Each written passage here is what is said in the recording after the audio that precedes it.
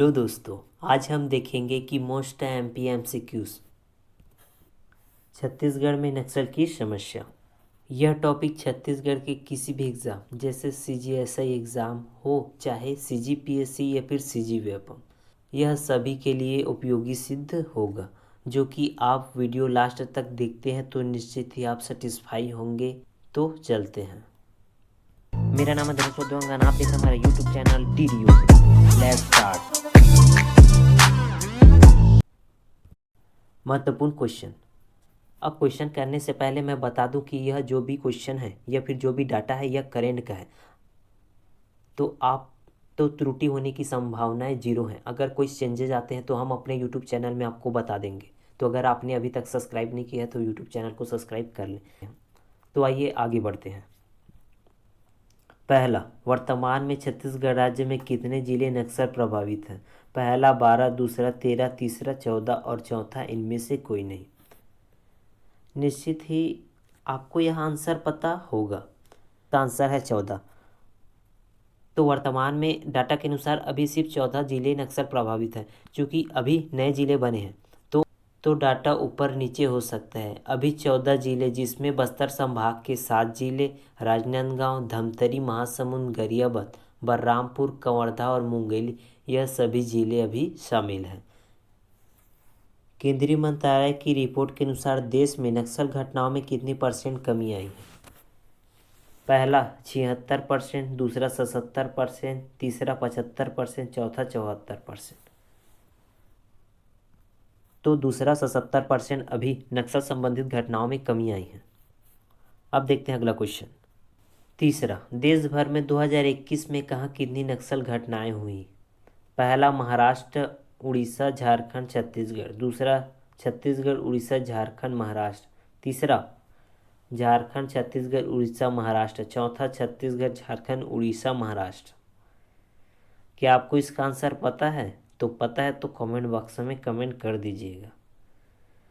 चूँकि आप इस क्वेश्चन को देखेंगे तो यह घटते क्रम में है। इस राज्य में सबसे ज़्यादा घटनाएं हुई हैं वह पहला स्थान होगा। इसका आंसर होगा छत्तीसगढ़, झारखंड, उड़ीसा और महाराष्ट्र। चूँकि छत्तीसगढ़ में 2021 के डाटा के अनुसार नक्सली घटनाएं बढ़ी है, जिसमें एक टॉपिक विवाद में आया था जिसे हम आगे डिस्कस करेंगे। तो आप वीडियो के लास्ट तक जरूर बने रहें। क्वेश्चन चौथा, झीरम श्रद्धांजलि दिवस कब मनाया जाता है? पहला 25 मई, दूसरा 25 अप्रैल, तीसरा 24 मई और चौथा 26 अप्रैल। तो इसका आंसर होगा पहला 25 मई। अगला क्वेश्चन। यह क्वेश्चन सबसे ज़्यादा महत्वपूर्ण है। कैसे, आइए जानते हैं। प्रदेश में कितने नक्सल घटनाएं हुई, जिसमें कितने की जांच जारी है और कितने के शासन को रिपोर्ट प्राप्त हुए हैं?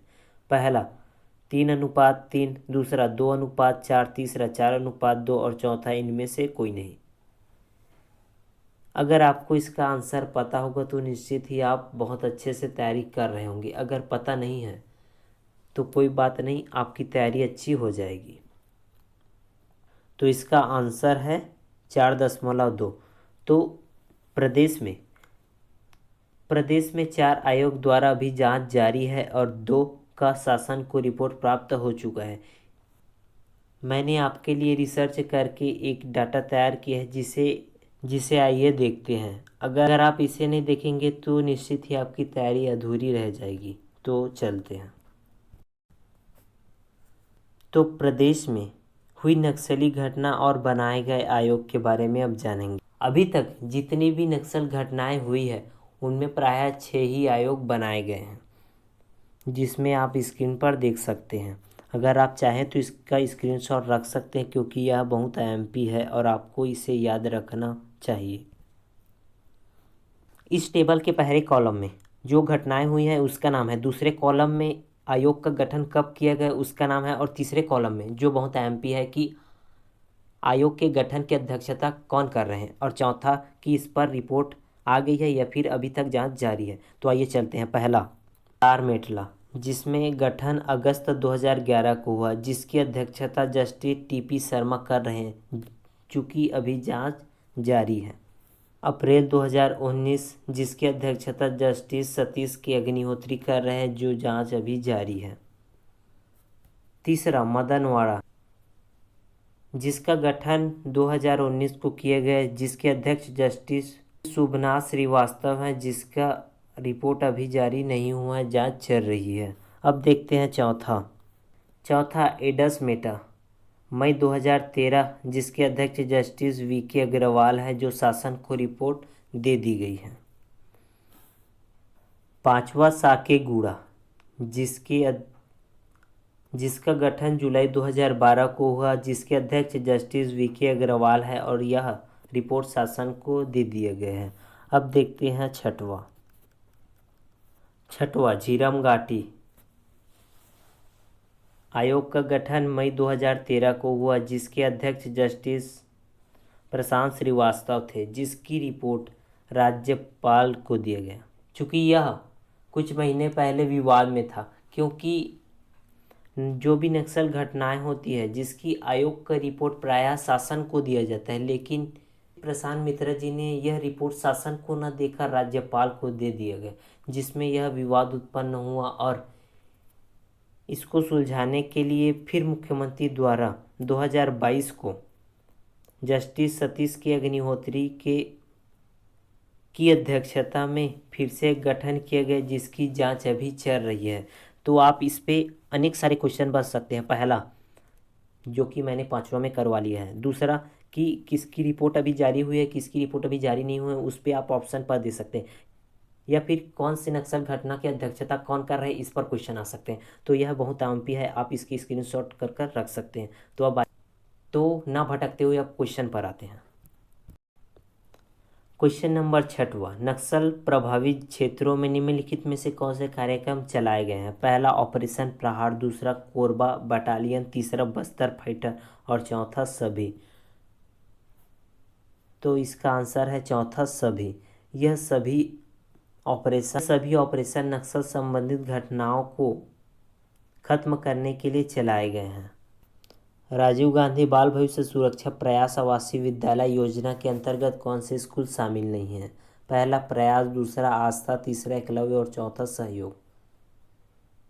तो आपको इस क्वेश्चन को एक बार जरूर पढ़ना चाहिए। इस क्वेश्चन को हल करने से पहले एक बार फिर से क्वेश्चन पढ़िए। राजीव गांधी बाल भविष्य सुरक्षा प्रयास आवासीय विद्यालय योजना के अंतर्गत कौन से स्कूल नहीं हैं? समझ गए कि कौन से स्कूल नहीं हैं? तो पहला प्रयास, दूसरा आस्था, तीसरा एकलव्य और चौथा सहयोग। तो इसका आंसर है तीसरा एकलव्य। चूँकि इस योजना के अंतर्गत 4 विद्यालय हैं, प्रयास, आस्था, निष्ठा और सहयोग। प्रदेश में प्रयास आवासीय विद्यालय की संख्या कितनी है? पहला 7, दूसरा 8, तीसरा 9 और चौथा 10। तो इसकी संख्या बता दिए। अच्छा, पता है? चलिए कोई बात नहीं, तो बता देते हैं। इसका आंसर है तीसरा, 9 अभी प्रयास विद्यालय हैं और 4 अभी बनने वाले हैं। चूँकि अभी वर्तमान डाटा के अनुसार इसका आंसर 9 होगा।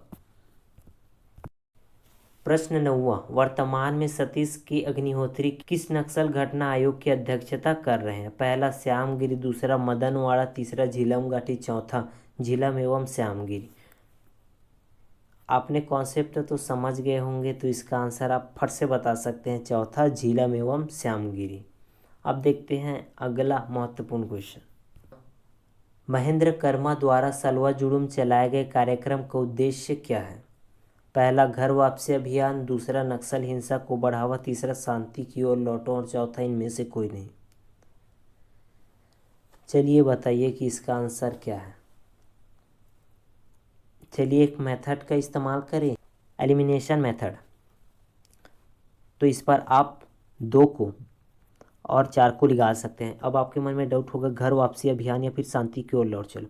तो यह एक राजनीतिक नेता थे, इस कारण से शांति की ओर ज़्यादा बात करेंगे। तो इसका आंसर होगा शांति की ओर लौट चलो। आप जितने भी याद कर लीजिए, लेकिन आपको कुछ में तो ट्रिक लगाना ही होगा, क्योंकि आप सभी का आंसर आपको पता नहीं होगा। बस्तर की झीरम घाटी में नक्सलवादी हमला कब हुआ था? पहला 25 मई 2013, दूसरा 26 मई 2013, तीसरा 28 मई 2013, चौथा इनमें से कोई नहीं। तो अगर आप एक सीरियस कैंडिडेट होंगे तो आपको इसका आंसर पता होना चाहिए। तो इसका आंसर होगा 25 मई 2013। अब हम देखते हैं कि वीडियो का लास्ट क्वेश्चन। तो आपके लिए इतनी रिसर्च करके आपके लिए इतनी महत्वपूर्ण क्वेश्चन लाते हैं, तो आपको वीडियो को लाइक करना बनता है। अगर चैनल में नए हो तो चैनल को सब्सक्राइब करें and press the bell icon. तो आइए चलते हैं अगला क्वेश्चन। नक्सल प्रभावित जिलों में घर वापसी के लिए कौन से अभियान चलाए गए? पहला बस्तरिया, दूसरा लोन वाराटू, तीसरा सलवा जुड़वा और चौथा इनमें से कोई नहीं। तो इसका आंसर होगा लोम वाराटू। यह घर वापसी के लिए चलाया गया अभियान है। इस प्रकार हम आज महत्वपूर्ण क्वेश्चन कर, निश्चित ही आपने वीडियो को पूरा देखा होगा। तो आगे हम इसी प्रकार कॉन्सेप्ट बेस्ड एमसीक्यूज लाएंगे, तो आप सब्सक्राइब कर जरूर रखिएगा।